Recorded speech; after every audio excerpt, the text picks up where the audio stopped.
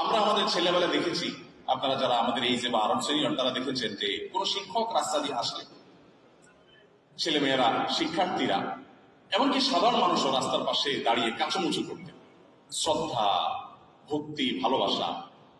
আর এখন পারলে মাথার উপরে পাও তুলবে। এই যে অধঃপতন, এই অধঃপতনের অন্যতম প্রধান কারণ হলো আমরা আমাদের সন্তানদের, আমরা আমাদের শিক্ষার্থীদের মধ্যে নৈতিক শিক্ষাটা দেওয়ার কোনো গুরুত্ব আমরা অনুধাবন করি না।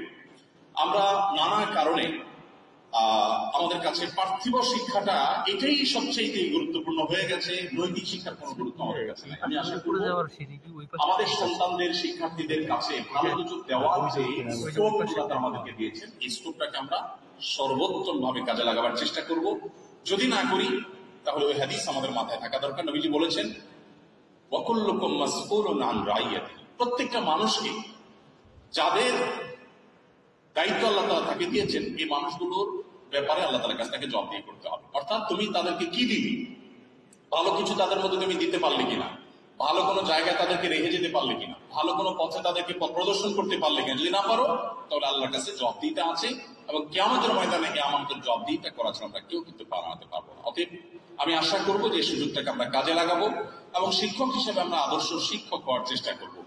আমি আমার ছেলেবেলার শিক্ষকদের কথা মনে পড়ে এখনো।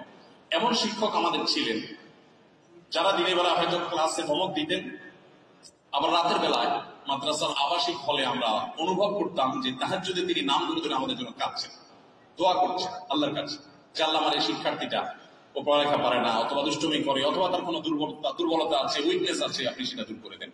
তো এটা হলো আদর্শ শিক্ষকের কাজ। ওই যে আল্লাহ তাআলা বলেছেন আর রহমান আল্লামাল কোরআন, আল্লাহ বলেন না আল আল্লামা আল্লামাল কোরআন।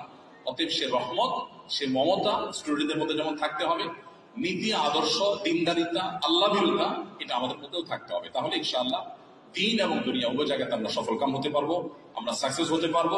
আমাদের এই শিক্ষকতা এটা সার্থক হবে। এই শিক্ষকতা আমার জান্নাতে যাওয়ার কারণ হতে পারে। আমি এখানে থেকেও দাওয়াতের কাজ করতে পারি, এখান থেকেও আমি সাদকা জারিয়ার বীজ বপন করে যেতে পারি।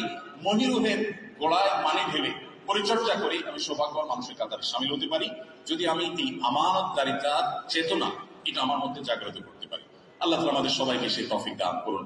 একজন মুসলিম হিসাবে আদর্শ মুসলিম হওয়া যেমন আমার দায়িত্বের মধ্যে পড়ে, আমার শিক্ষার্থীদেরকে, আমার সন্তানদেরকে, আমার অধীনস্থদেরকে, আমার সহকর্মীদেরকে ভালো কিছু তাদের সাথে শেয়ার করা, তাদেরকে ভালো কিছু দিয়ে যাওয়া, এটার গুরুত্ব তার চেয়ে কোনো অংশে কম নয়। আমরা